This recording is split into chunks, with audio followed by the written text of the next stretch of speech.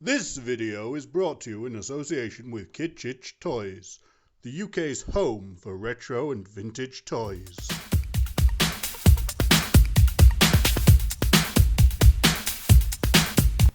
Alright, Rick Wall came back again, and wow, that's a wordy title. I need to be a little more succinct, I feel. Still, pretty much says everything I need it to. The top 10 is about the 80s cartoons, films, TV shows, or whatever I would love to have as an adult collector toy line. Since Mattel announced they're doing Thundercats Classics, and they would bring back other lines if the demand was there, I've been wondering what I'd like to see. This is what I've come up with. Rules are simple. Must have been big in the 80s, can't have had a collector's line already, or have been one announced for it. Other than that, anything goes. So, here we go.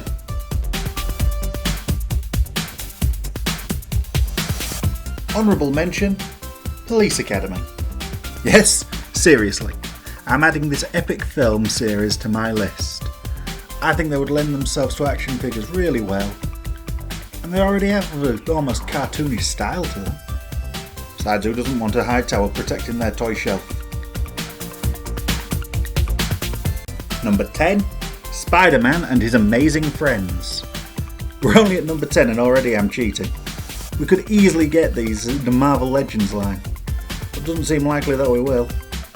Never got a proper Firestar figure, as far as I'm aware. We've never had a good Iceman. I mean, it would be cool to have an animated version of Spidey too.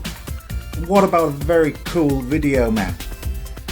Might be a fudge, but yeah, he deserves its place here. Number 9, Pole Position.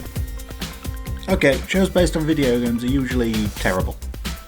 But this one decided the best way to treat a racing game was to use it as a backdrop for a brother-sister team of secret spies with talking cars.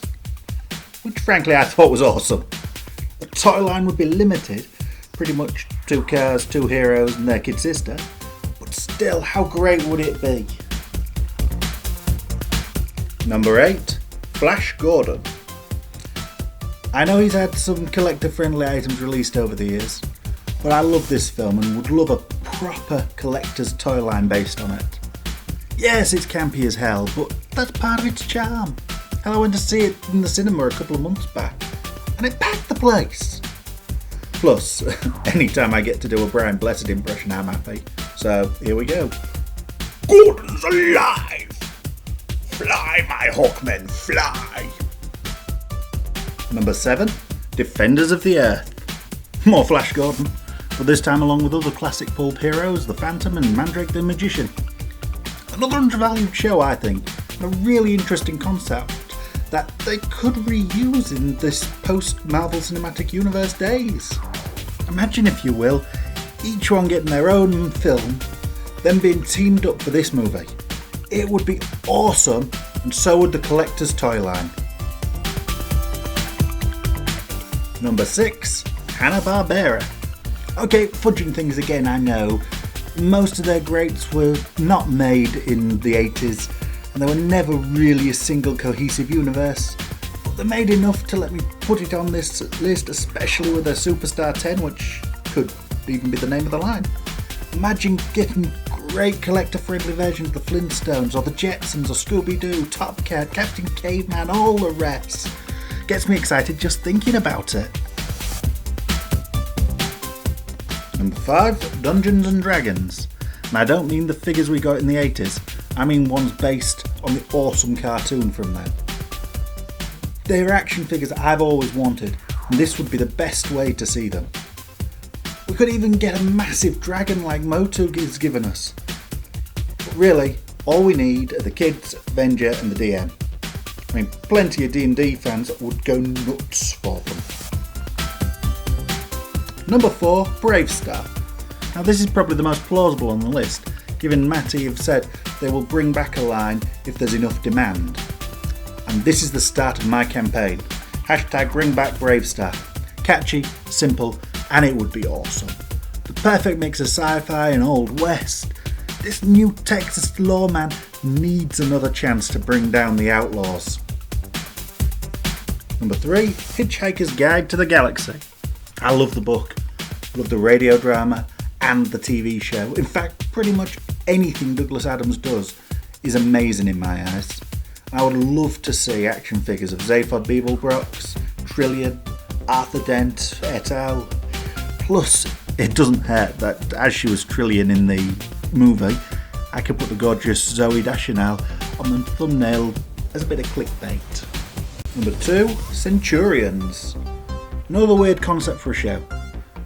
Specialists get high-tech armour beamed onto them, making them man and machine power extreme, and go off to fight robots and cyborgs. Really fun setup, with really awesome looking characters, including a Tom Selleck knockoff as Max Ray. All you'd need to do with this is update the figures a little, more of a retool than a refit, and just release them along with lots of armour to dress them. Simple, easy, awesome. Number 1, Visionaries. Okay, this was my favourite 80s cartoon. Bunch of magical knights battling for supremacy of the planet Prismos after the Age of Signs has ended.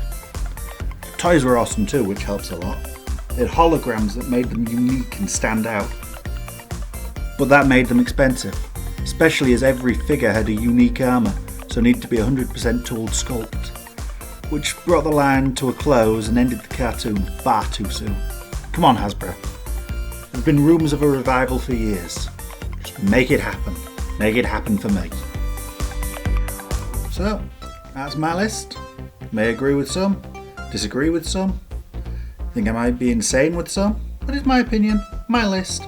Feel free to tell me yours in the comments below. Subscribe for more. Until next time, silly.